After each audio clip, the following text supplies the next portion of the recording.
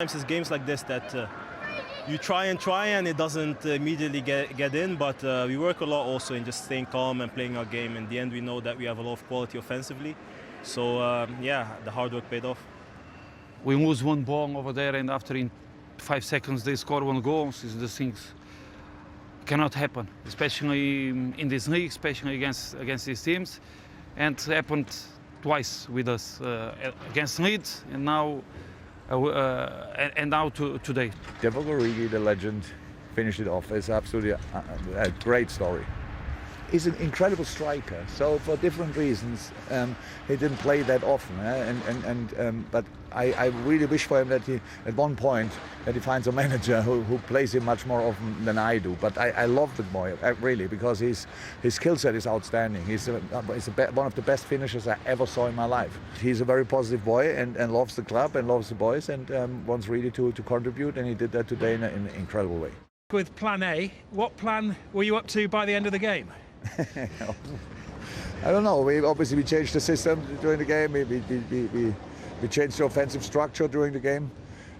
We wanted to adapt already we had to learn from the game, because the start was obviously not really convincing. When we was just like was not 100% sure how we can play against them. We had only 3 days ago a completely different game, had one session, so it was clear that we had to learn in the game. But we did very well in the first half.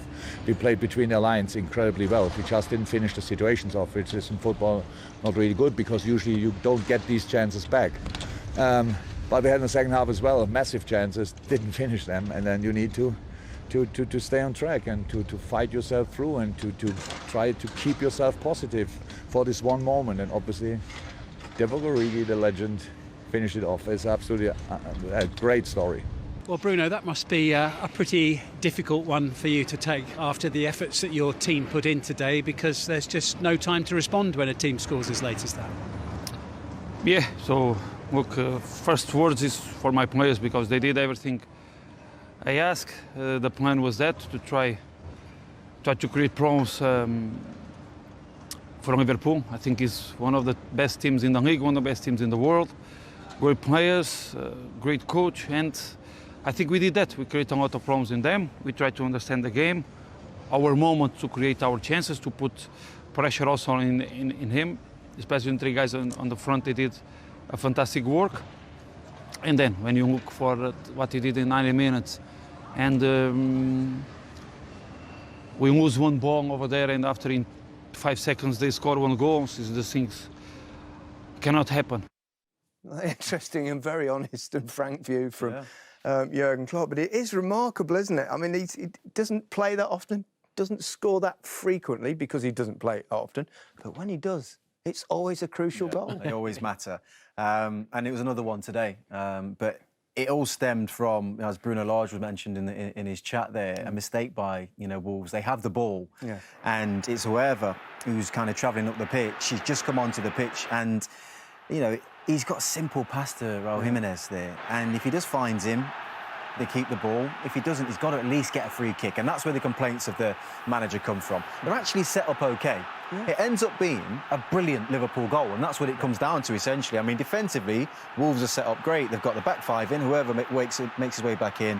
2 defensive midfield players. Maybe whoever's legs, even though it's just come on, when you sometimes come straight on the pitch, you're a bit more tired after making that big run. That touch. The touch is what makes the goal. Origi takes complete control of that near post situation. And it's just it's a brilliant finish from, an individual that's very unique and key to what Liverpool and Jurgen Klopp have done. Unique in many ways. I mean, look at this here. I mean, he's had 34 starts in 7 seasons in the Premier League for Liverpool. But he seems perfectly content to sit on the sidelines and wait for his occasional moments. Well, I think that's quite unusual in a footballer, especially a striker. I think it's exceptional. There's not many players I know when I played who would be happy to go that long playing second fiddle. Yeah. He's got talent, and he's shown glimpses of being a really good player, but he's never had that desire to move on. Maybe he's happy doing that. Good luck. One of the winning goals in the Champions League final as well. Yeah, I mean, he's winning things with Liverpool as well, so that's important. I think one thing's for sure is Liverpool fans will be pleased that he's happy to stay there. But I personally wouldn't be able to do 7 years of playing Especially at 26. I think before we knew he was 26, it was. I mean, I was like, well, move on. It was Jota's birthday today, but it wasn't really his day, was it? I mean, he missed a glaring opportunity, didn't he? Well, he's been brilliant since he signed for Liverpool, and his level of performance, he set the bar really high. He's a calm finisher. He scores all sorts of goals, and there's no way in the world you expect him to miss this. Maybe being back at Wolves, the mindset's a bit different. He wants to smash it in to show them how good. I don't know what, but just slide it down on the floor into the corner. It's a great block, but it's a really bad miss. Painful block, I imagine, as well. To be honest, Wolves were resilient. Like they did this a lot, but their lack of willingness to try and run forward and win the game, or any courage to try and go and cause Liverpool problems, Wolves better than that. Liverpool dominated them for long periods. It wasn't ruthless from Liverpool, but it was good enough. Yeah, indeed. Incredible game. I mean, as the saying goes, Steve, if at first you don't succeed, try again, and eventually Liverpool got there. Yeah. Because of the timing of the goal, I think is made more of the game. But Liverpool were very dominant, particularly in the second half, and they should have scored earlier. I mean, the Jota chance is absolutely incredible how he missed, and they should have been far more comfortable. But whether it was just the amount of games that all the teams have had, Liverpool were just not firing today. Certainly in the front three, lack of control, final ball. So to finally get the win will seem huge. But 67% possession away from home. The third against sixth. This shouldn't have been an easy game. So the fact that Liverpool got away with it with 3 points, I think they'll be very, very pleased with it. Yeah, and looking back at those chances, they had a fair few decent ones. We'll also no doubt dwell on Diogo Jota's incredible miss at the time. Yeah, but I think now when you watch Liverpool play with the front three that they have, they create a ton. I mean, Trent's even further forward than he's normally been. That's probably a slight miss. He's tried to score, but this is where you see them linking, playing quite narrow. The one-touch passing is brilliant. And look, they create so many opportunities. Jota's really good in the air. Normally he heads that in, but Liverpool should have won the game much earlier. But credit Wolves, they don't concede many goals. Fourth best defence in the Premier League, fourth fewest goals conceded. They defend really well. I mean, that should have gone in as well. So I think on another day, they scored 2, 3 or 4. But Wolves make it difficult on you, and the chances were there. Whether Mane or, Salah doesn't miss many of those, but he's been absolutely on fire this season.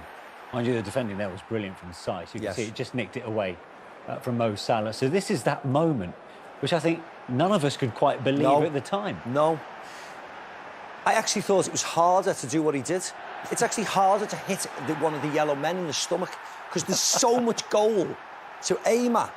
He does all the hard part. Once he gets to this, the two defenders are falling back because they know that, there's almost nothing they can do. He can put it anywhere. Well, we highlighted the left side. We could have highlighted the right as well. If he just had a little bit of composure, he could have just rolled it in. Because, as I said, the lads are running back. They're almost running back, just thinking, please, they're all turning away. It's like, just put it anywhere, apart from there. Well, and Cody didn't. He's happy he saved it, but he didn't want to save it. Connor Cody, the big Liverpool fan, saves the day. Yeah, but for someone who's been in sparkling form in front of goal, what happened to his composure? It happens. That's live sport. It happens. I suppose, you watch Mo Salah do it time and time again. Clearly ice-cool veins, but then you see someone like that. I know, but maybe the fact that he was getting booed in the first half, it's his old club. Maybe he had this, this pent-up aggression that once he got there, he just wanted to smash it. And hopefully, if it went in, he'd celebrate wildly. But he just wasn't expecting that finish to, for the ball to bounce back out. He actually hit it too clean, didn't he? It just went straight. If he would have scuffed it a bit, it would have just gone in, along the floor. He could have passed it in on the floor. But thing is, they create so many opportunities now. It's just, they're relentless. Heartbreak for Wolves, but just before super sub, or the legend, as Jurgen Klopp called him, Divock Origi did what he did. Should Wolves have taken it in the corner in the opposite side? Yeah, they were a little bit naive. They had a chance here to kill a bit of time. Yeah, they were a little bit naive. And Aït-Nouri, who had a great game, had just gone off because he had a bit of cramp. And Kijana Hoover, who left Liverpool as part of the Diogo Jota deal, went the other way, just gets caught. He'd only been on the field a couple of minutes. And it was a wonderful touch by Salah. And as you said, the legend has turned, opened his body up and finished it off really well. It's a good touch, it's a good finish. I mean, he scored some priceless goals for Liverpool. And the thing is, everyone keeps saying, why is he still there? But actually, you need guys like this in your team that come off the bench, are happy to be there, play second fiddle. This is what we were saying before. You know, it's just naivety. And that's the sub who come on, that's Kijana. And then he gets up, starts to go to close down, and then starts to trot back. And actually, because he's only just been on the pitch for a couple of minutes, he doesn't get back quick enough to get his body shape in the right place. Because you see there, Salah's got a run on him already. I mean, Salah's touch is impeccable. And then he can't stop him then. But if he'd been on a bit more, he may have been back a bit earlier. He might have been 2 yards further deeper, and he would have been able to control Salah. But I think they were just unfortunate like that, Wolves. As I said, Nouri the young lad, had a great game against Salah, but had to go off with cramp. And maybe that's just cost them. It's an incredible story, isn't it, Divock Origi at Liverpool? Brilliant, yeah. 100th appearance as a substitute today, 10 goals in all competitions. He's more than happy to bide his time on the bench. But as we've seen in the last few years, in some of the biggest games available, he will make it count. Yeah, and I think with Firmino injured, he plays a really good role. I think he's happy with that role. Does he give him a plan B? Yes, he does, because he's a different size, isn't he, to Salah or a Jota or a Mane. Yeah. So he does definitely... I mean, he changed the game when he came on today. They couldn't break them down. He comes on, he has a couple of chances, he caused a bit of confusion in the box, and he scores goals like that. I think he knows his role, he's happy with his role. He knows he's not going to play in front of that front four when they're all fit. He's probably fifth choice.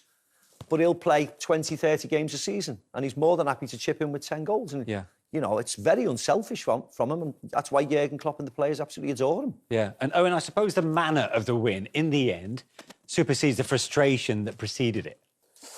Yeah, I think, you know, look, you saw the bench, the way they went mad. You know, anytime you can win a game like that, it brings the team even closer. But ultimately, in the end, it's about winning games. You know, and this Liverpool team, they look like they have that bit between the teeth. Defensively, they don't concede much. They're the highest scorers. Only one loss in the Premier League. You know, they're back to that peak Liverpool that we saw before, led by Mo Salah.